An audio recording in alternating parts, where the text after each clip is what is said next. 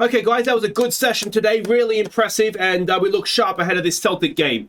Now, we are neck and neck with them in the league, so it's very important that when we arrive at the ground tomorrow, that we're switched on and ready to go. Be there by 12, please, Johnny.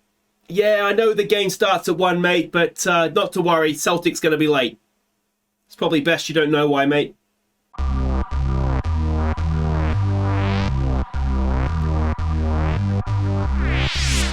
Hi guys, I'm Aussie Villain and welcome back to Queen of the South. It's Season 9, Episode 13. Hopefully not unlucky for us today because we have a top-of-the-table game against Celtic. We host them in the league and then we host Valencia in the Europa League second knockout round first leg. So two huge games. Now I thought we'd have a quick look here at how we're doing according to the board to start things off. And well, basically it's very good. They're happy now that we're making the most of set pieces. They weren't previously. We just seem to start scoring a few goals from them. So I don't really know why that is. I don't feel like we've done anything different. Maybe just having a few better players in the air has turned that around.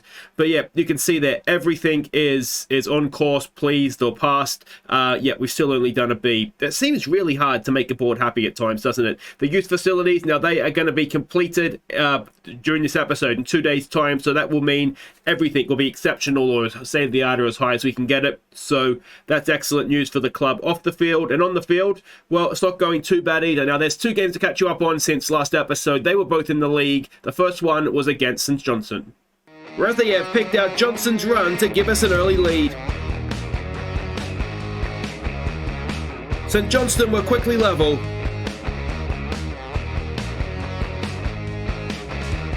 But Toro restored our advantage before half-time. St Johnstone pulled level again. Before Johnny Angus made it 3-2. And he then sealed the points late on. So away from home to a mid-table team after Europe, this had all the warning signs of a banana skin, but thankfully we were able to overcome those. It was a game that, I mean, we deserved to win it. You can see from the XG tracker and from match stats just generally that we deserved to win at 63% possession. It was just a few sloppy moments. Their first goal was maybe not even a sloppy moment, just a bit of a wonder strike. But we deserved, as I said, to win, and it was good to see Toro getting off the mark with his first goal for the club as well. The other game to catch you up on, again in the league, again away from home, was against Livingston. The only goal came when Bayless found Celino in the area. So this was a strange game. We were the better team by a mile. You can see they barely threatened us. You can see we played Clockety up front. It was a weird one because we have Celtic and Valencia back to back. We really needed to have a strong team for that. And Diaz has just got a bit of an injury, so we were a striker down. So I went with Clockety. That clearly didn't work. So we switched to wingers. That's why Bayless was out there on that right-hand side. We brought Turpey off the bench to play on the left. And that made the difference, basically. It felt like a game we should have won, but the goal just wasn't coming until we did that. So that was a bit of a managerial win to be able to do that. So if we look at what that means for the league table, and we are still neck and neck with Celtic, albeit they have a very superior goal difference. They got an extra 12 on us. So it would be a very good game to win. And if we could win it well, knock that goal difference down. If we could win 6-0, absolutely brilliant. But yeah, we'll just kind of see. We just got to try and get the result at home. And then it is back to European action. We look to take another Spanish scalp. We're at home to Valencia in the first leg, and we'll just have to kind of see how that goes. But Celtic is first up, and let's have a look and see what we're doing here against them. We're expecting a more defensively minded 4-3-3, and this is a team that we're sending out. Again, reminder, we have to keep half an eye on the European game. So it is Bursic in goal, it's Hansen, it is Walker, Toro, and Ayrton, who is suspended for the first game in Europe, which is why he's playing here. Bruno, Razayev, and Irving go in midfield with Santos in front of them. Angus and Johnson will be the front two. And you can see there's a few players here getting that heavy match load. That is just down to the number of games we're playing. Even with rotation, we're still not able to keep these players fresh. All right, so we can see the team sheets there. Very similar looking Celtic side, isn't it? Yeah. Now there is a potential milestone coming up here for us as well.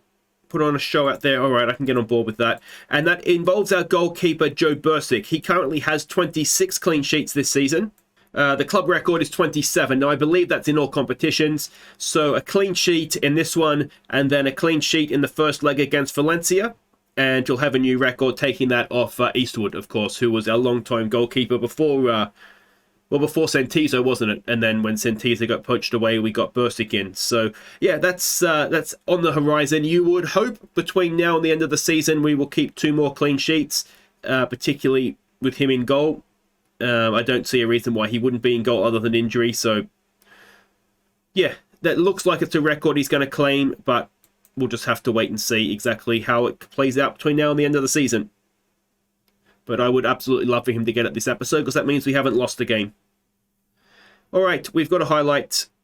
And, well, Ali Spencer's in. Walker's done brilliantly. Let's see what Hansen can do. I did toy with the idea of moving Hansen. Oh, that is poor. Into the European team. But the way that the rotation is working just... Oh, Bursic. Well, there goes his clean sheet. Yeah, the way that the rotation is working, sort of game on, game off, this is sort of his game on, and Trevusio, therefore, will play against... it's just a horrible ball. What is he thinking? It's a hack. If you're going to hack it into the fans, mate. That is... And then Bursic hasn't covered himself in glory there either, has he? And we've come straight back, so we'll wait and see what sort of response we get from them. Here we go with Bruno. Ayrton getting forward down the right-hand side. Razayev looks for him. Nods it down nicely, does Ayrton, for Angus. Back here we go to Ayrton. He's continuing to be linked with all the biggest clubs in Europe. Barcelona's the latest one. This is some nice play. Back to Bruno. Bruno, oh, it's just cleared away.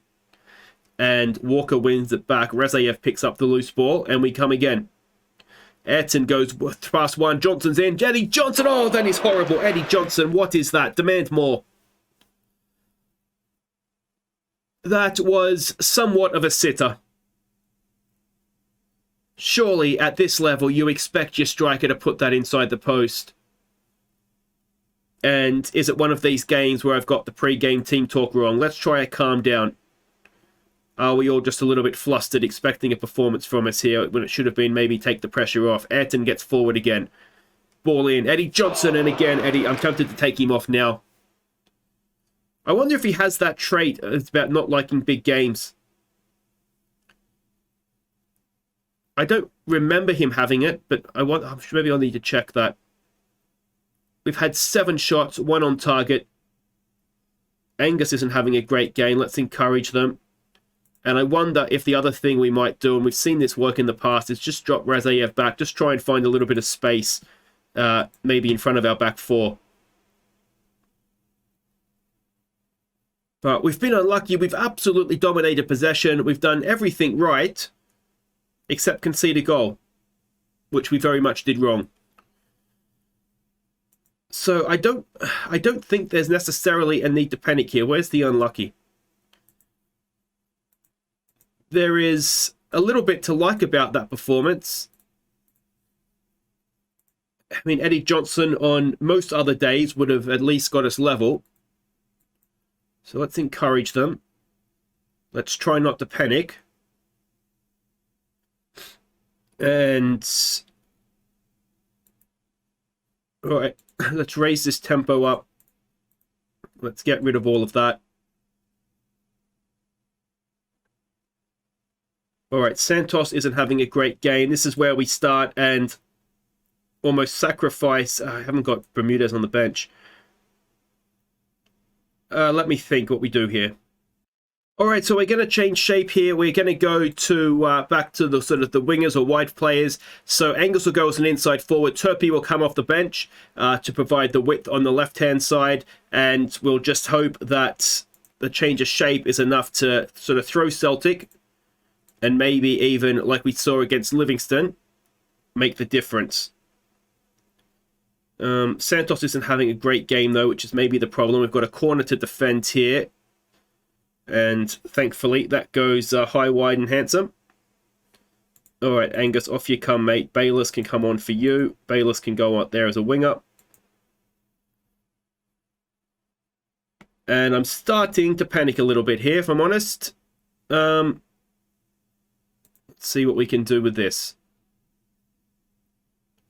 Taking Razayev off was maybe a mistake. He was one of the better players, but I wanted Irving on for his range of passing, and Bruno is a little bit better than Razayev Yeah. Maybe I should have gone off match ratings rather than sort of attributes. Hansen's done well. Cross to the back post, and Bayless can't keep his header down. Would Johnny Angus have been in that position and scored? All right, let's raise this tempo up again. Let's exploit the flanks.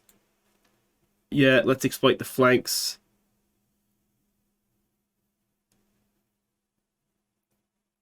And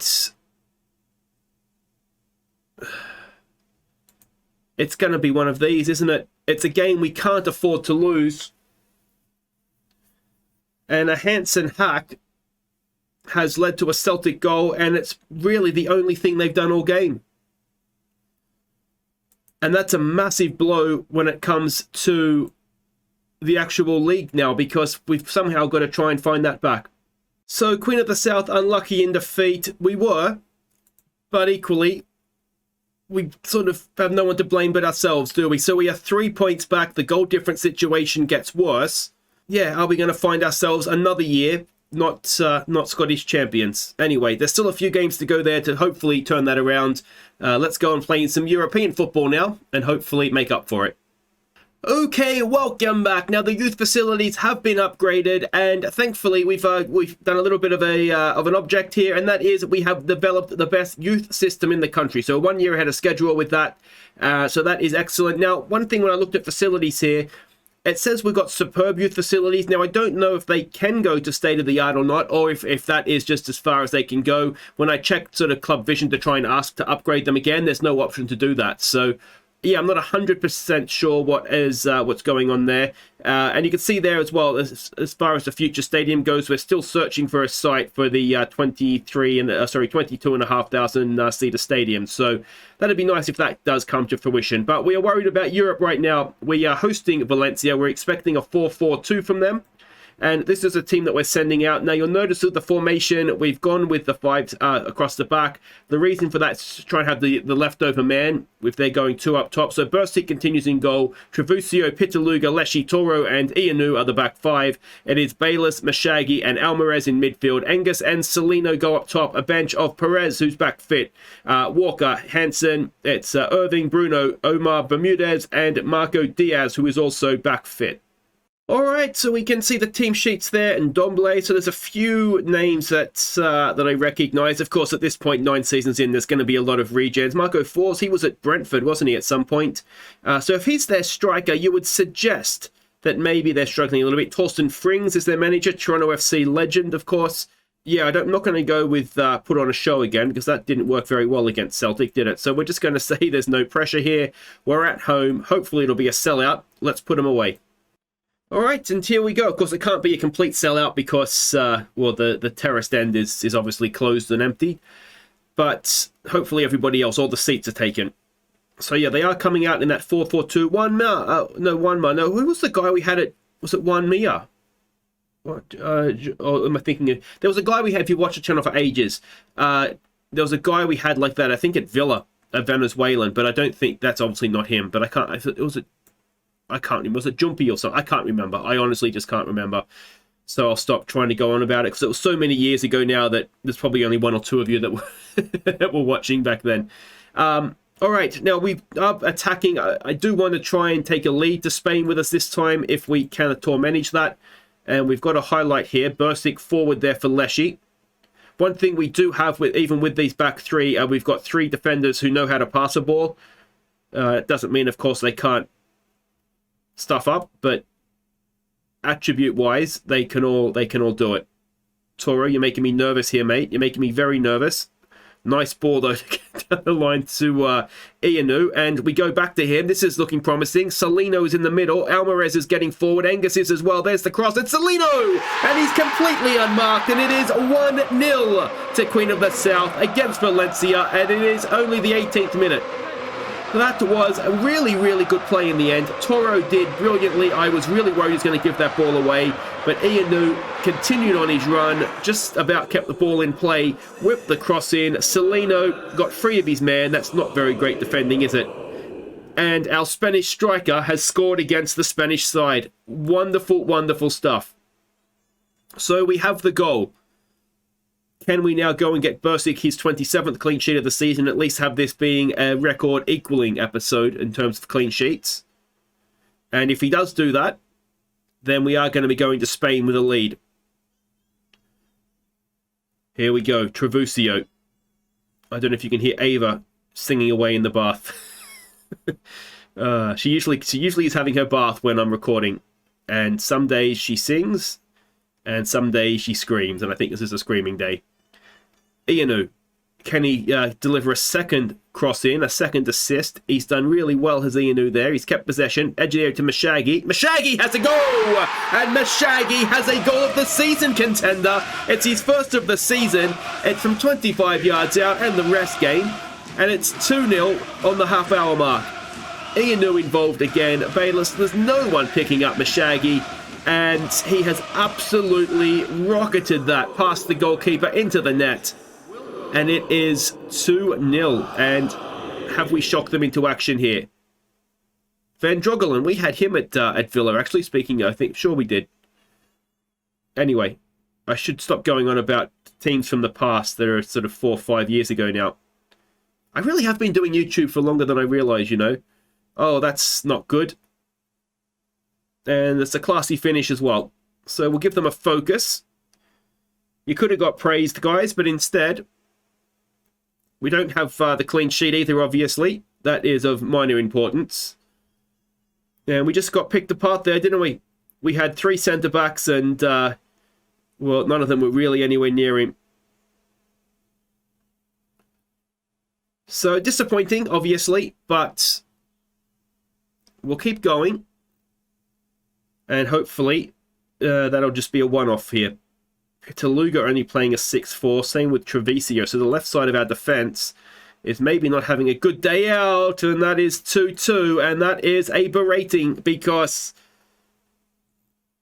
well, it was looking so good, and suddenly, not so much.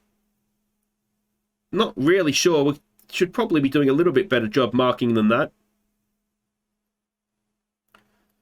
So 2-0 up and stuffed it up. We go in level at the break. And now we've got to try and, well, we've basically got to go again, haven't we? So relax.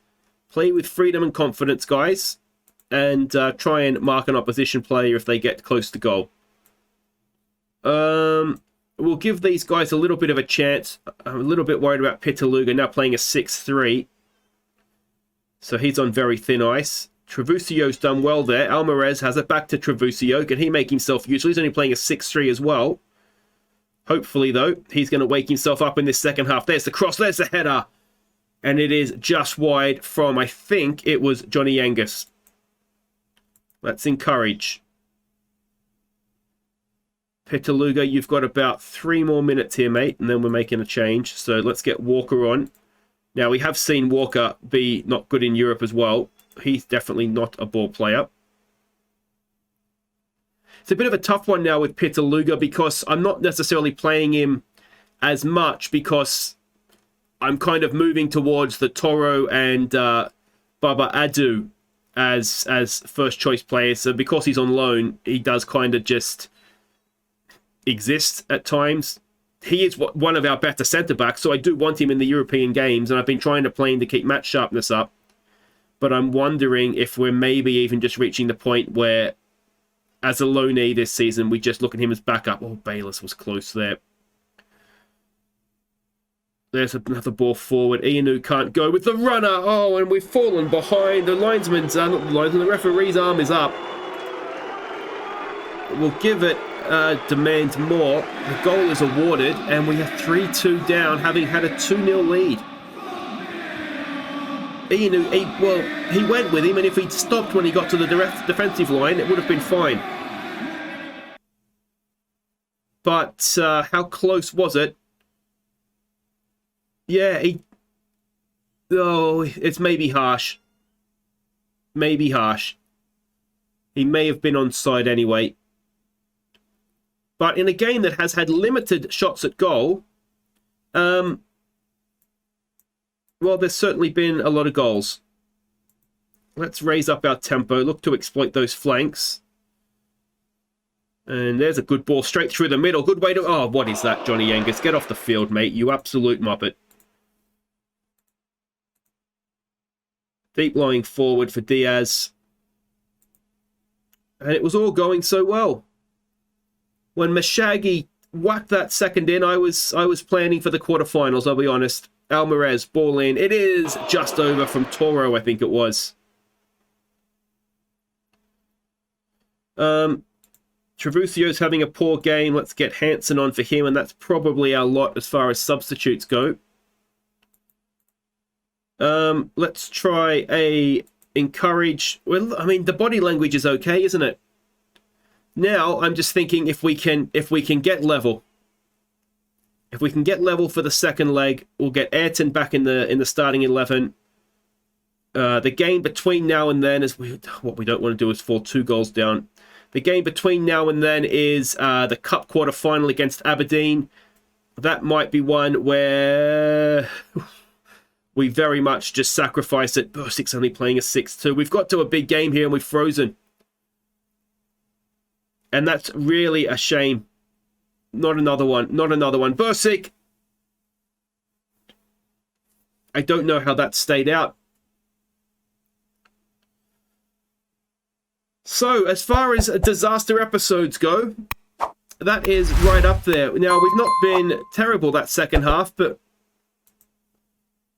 yeah, I don't like what I just saw. We froze, I think. I don't know what happened. It's almost like the players got the 2-0 up and they were like me. We were all planning for the quarterfinal, I think, but that is definitely a disappointing collapse. Yeah, I don't really understand what happened. So, that will do it for today. It's not gone well, I'll be honest, but we'll come back. We've got a game at, what's it, the Kingford Stadium? Yeah, Kingford Stadium in the Scottish Cup, and then we'll go to Valencia for the second leg, and we have got it all to do. Are we capable of doing it? Absolutely we are. Are we going to do it? We'll find out next episode. Take care.